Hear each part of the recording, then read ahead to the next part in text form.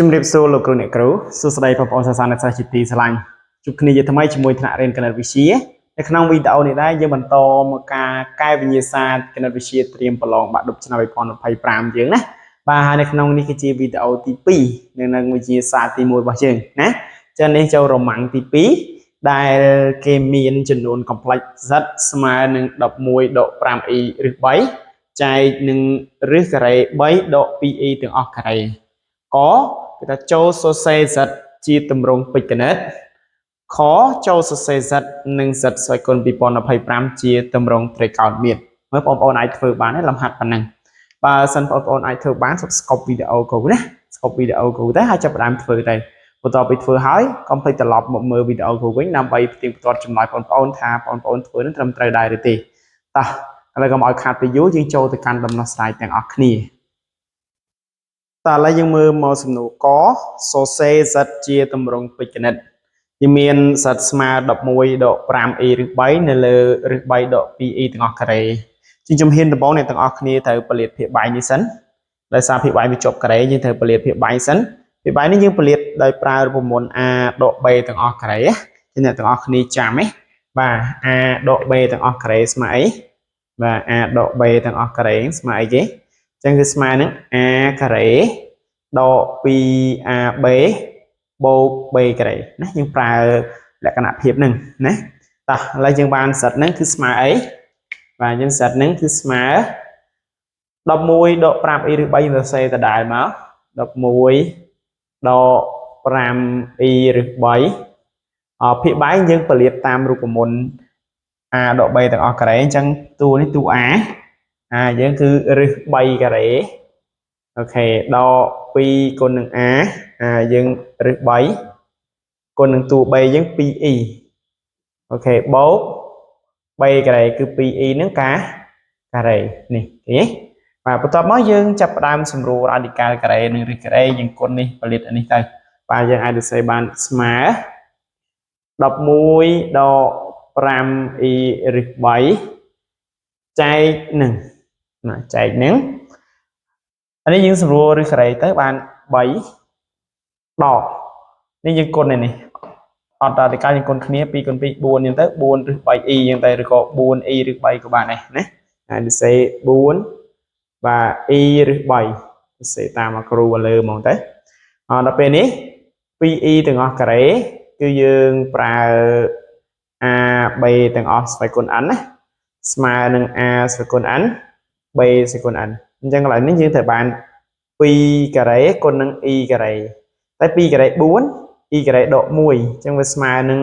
4គុណនឹងដក1អញ្ចឹងស្មើនឹងដក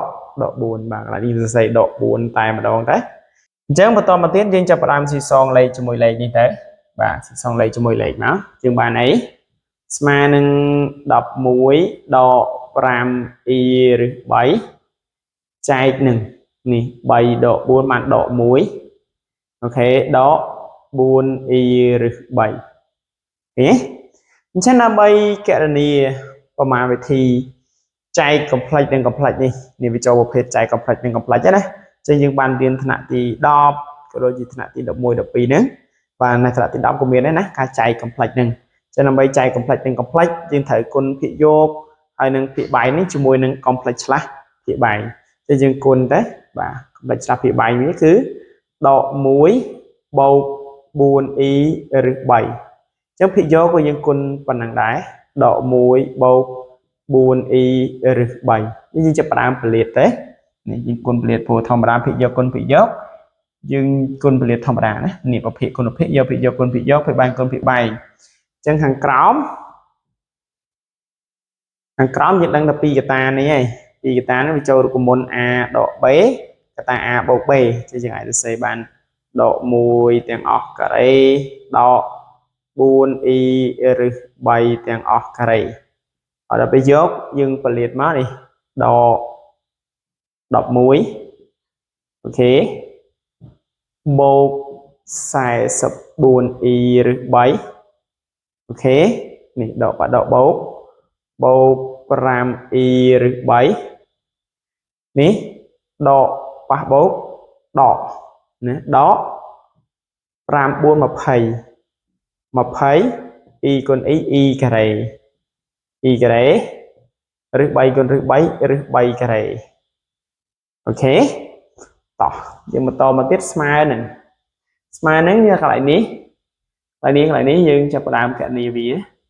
y carré ដក 1 យើងដកបាត់ដកបូករឹស 3 carré សម្រួលបាន 3 អញ្ចឹង 20 គុណ 3 60 យើងបានដក 11 បូក បាទបូកអានេះយើងឯងគណនាវាបាននេះបាន 49 y រឹស 3 អូខេកន្លែងនេះគឺបាន 60 ណាបូក 60 អូខេបាទចែកដក 1 លើការ៉េគឺ 1 4 នេះមិននេះ 4 ការ៉េ 16 អានេះរឹសការ៉េ 3 យើងសម្រួលការ៉េទៅបាន 3 3 គុណ 16 48 2 ការ៉េ ដក 1 ដកបាត់ដកបូកអញ្ចឹងបូក 48 យើងបានស្មើនឹងនេះ 60 ដក 11 បាន 49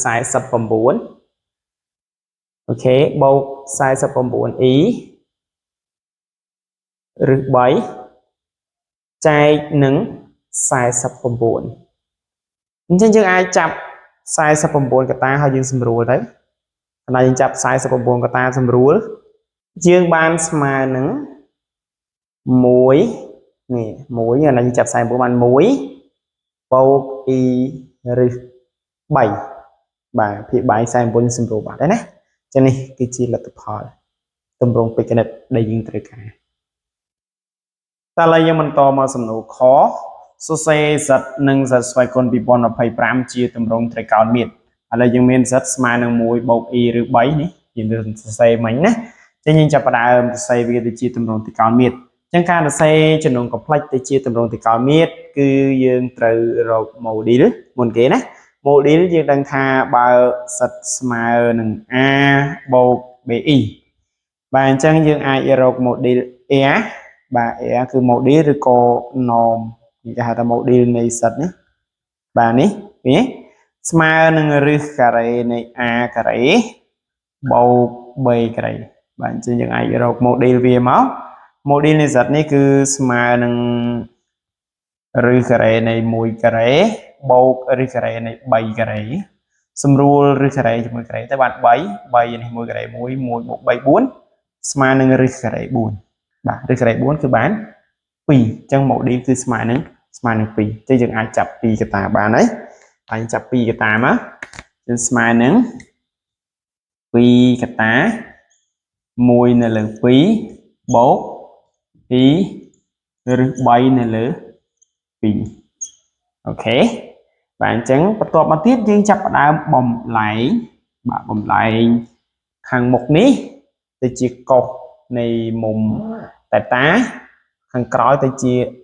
ស៊ីននៃមុំតែតាអញ្ចឹងយើងគិតថាកុសវិជ្ជមានស៊ីនក៏វិជ្ជមានអញ្ចឹងមានន័យថាមុំរបស់យើងនៅកាត្រង់ទី1បាទនៅកាត្រង់ទី1អញ្ចឹងនៅក្នុងកាត្រង់ទី1តម្លៃស៊ីនស្មើនឹងរឹស 3 លើ 2 មានតែមុំ 60 គឺផាយនៅលើ 3 ហើយកុសស្មើនឹង 1/2 គេនេះត្រឹមត្រូវនេះគឺ 1/2 ហើយនេះគឺរឹស 3 នៅលើ 2 អញ្ចឹងគឺមុំ 60 អញ្ចឹងនៅពេលដែលយើងឃើញតាមហ្នឹងយើងយកវាមកដាក់មកស្មើនឹង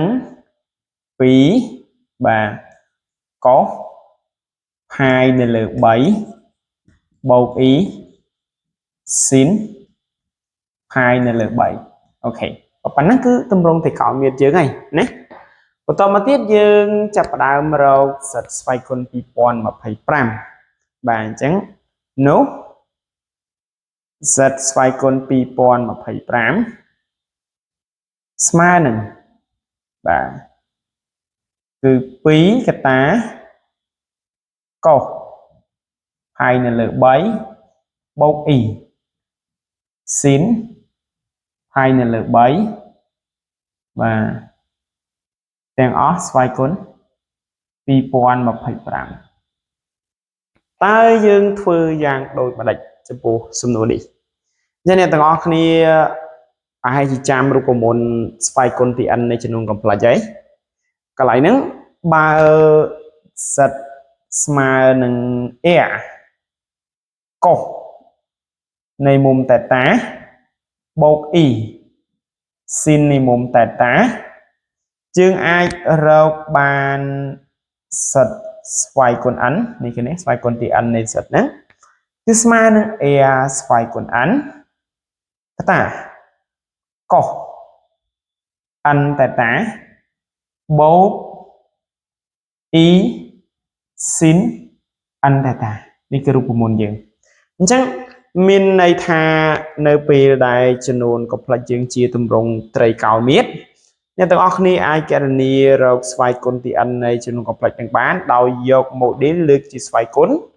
ហើយអាគុយម៉ងគឺយើងគុណជាមួយនឹងស្វ័យគុណនេះគុណគ្នាមិនមែនជាស្វ័យគុណរបស់កុសគឺជាមេគុណរបស់ជាមួយនឹង theta យើងនឹងអញ្ចឹងមានន័យថាលំហាត់ជាងនេះគឺយើងបាន2ស្វ័យគុណ2025បាទ2ស្វ័យគុណ2025ស្មើ2ស្វ័យគុណ2025ថានេះតែគុណគ្នានេះយើងបានកោស2025ផាយនៅលើ3បូក e sin 2025ផាយនៅលើ3អូខេបាទយើងបានប៉ុណ្ណឹងមកអញ្ចឹង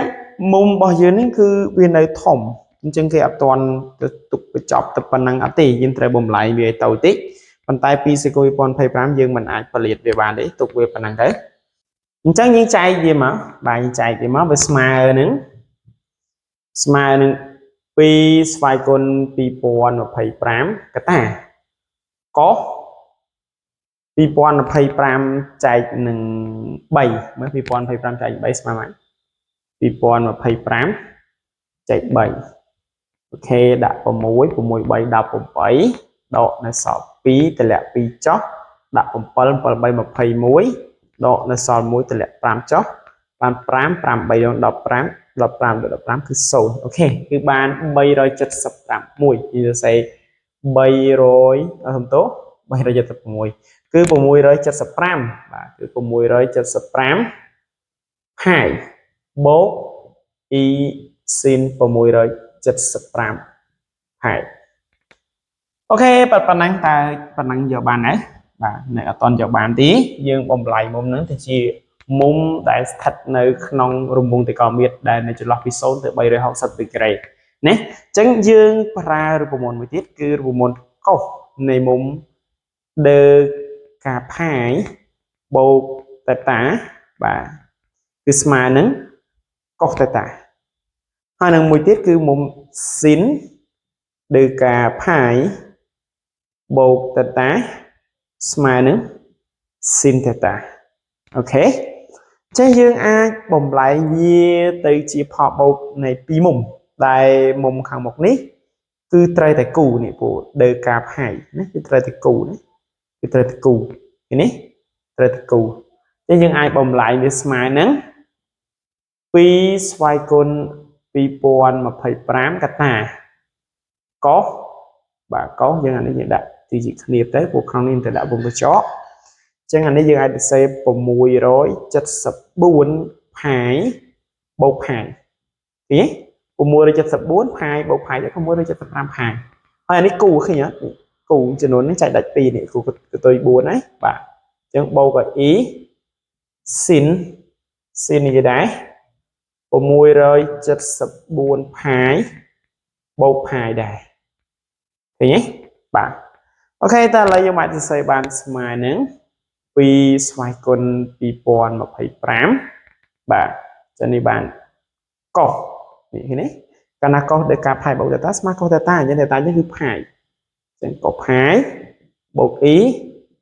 sin ផាយអូខេនេះគឺជា